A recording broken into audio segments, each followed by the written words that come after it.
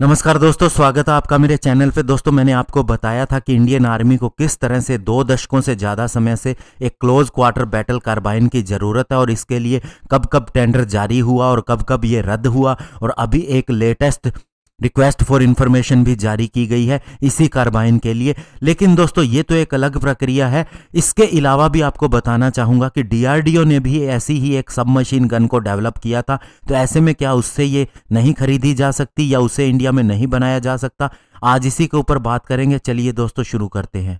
तो दोस्तों, मिड जनवरी के अंदर डीआरडीओ ने यह अनाउंस किया था कि उसने एक 9mm की सब मशीन गन जो कि आर्मी के साथ मिलकर डेवलप की है, तैयार कर ली है और इसे इंडियन आर्मी के द्वारा इस्तेमाल किया जाएगा और हमारी पैरामिलिट्रीज के द्वारा भी इस्तेमाल किया जा सकता है। इसका नाम अस्मी यानी कि प्राइड रखा गया था और सबसे बड़ी बात यह थी कि डीआरडीओ ने इसे मशीन पिस्टल कहा था जो 9mm का एम्यूनिशन फायर कर सकती थी। और इसका सबसे बड़ा फीचर था कि इसका जो अपर रिसीवर था वो एयरक्राफ्ट ग्रेड के एल्यूमिनियम से बना हुआ था। और दोस्तों, डीआरडीओ ने कहा था कि सबसे बड़ी बात इस मशीन गन की ये होगी कि इसका कॉस्ट, जिसे कि केवल 4 महीनों के अंदर ही हमने डेवलप किया है और इसे फिट किया है MIL STD 1930 पिकैटिनी रेल से, जिसके ऊपर हर तरह की एसेसरी माउंट हो सकती है, केवल 50,000 रुपए तक ही आएगा। तो दोस्तों, आप समझ सकते हैं कि इसका कॉस्ट भी कितना कम है। और दूसरी बात डीआरडीओ ने जो कही थी वो ये थी कि इसे पर्सनल डिफेंस वेपन के रूप में भी इस्तेमाल किया जा सकेगा,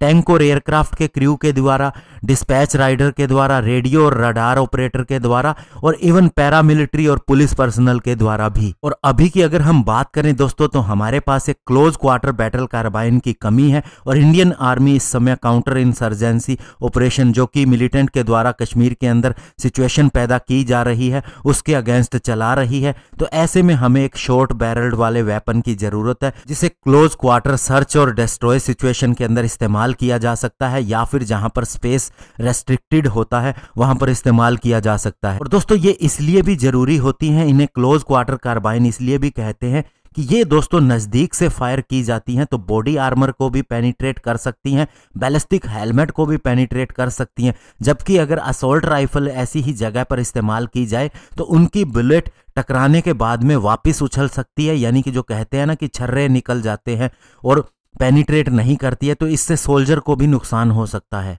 और अभी चाइना के साथ में हमारी डिसएंगेजमेंट शुरू हो गई है, लेकिन 8-9 महीने तक हमारे सोल्जर उनके सामने डटे रहे। तो ऐसे में भी हमें इन कार्बाइन की बहुत ज़्यादा ज़रूरत थी। लेकिन दोस्तों, अब डीआरडीओ ने इसे डेवलप कर लिया है तो इसका फ़ायदा ये होगा कि हमें कम से कम 3 लाख ऐसी कार्बाइन की ज़रूरत है। तो अगर हमने एक टेंडर जारी किया है 93,000 कुछ कार्बाइन के लिए, तो बाकी कार्बाइन डीआरडीओ बनाने का काम भी कर सकता है। और अभी डिफेंस मिनिस्ट्री ने भी ये डिक्लेयर किया है कि जो भी हमारी रिक्वायरमेंट पूरी होंगी वो मेक इन इंडिया इनिशिएटिव के तहत ही पूरी होंगी।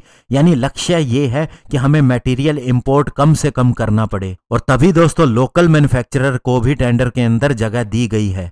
और साथ ही उनसे यह भी पूछा गया है कि क्या क्या मटेरियल आपके पास होगा और वो कहां से अवेलेबल होगा, यानी कि आप उसको कहीं फॉरेन से तो इंपोर्ट नहीं कर रहे हैं, ये भी उन्हें बताना होगा। तो इस तरह से ओवरऑल हम कह सकते हैं दोस्तों कि अब हमारी रिक्वायरमेंट भी पूरी होगी और अलग अलग जगहों से पूरी होगी, जिसके अंदर लोकल वेंडर से लेके डीआरडीओ तक काम आएंगे। धन्यवाद। जय हिंद।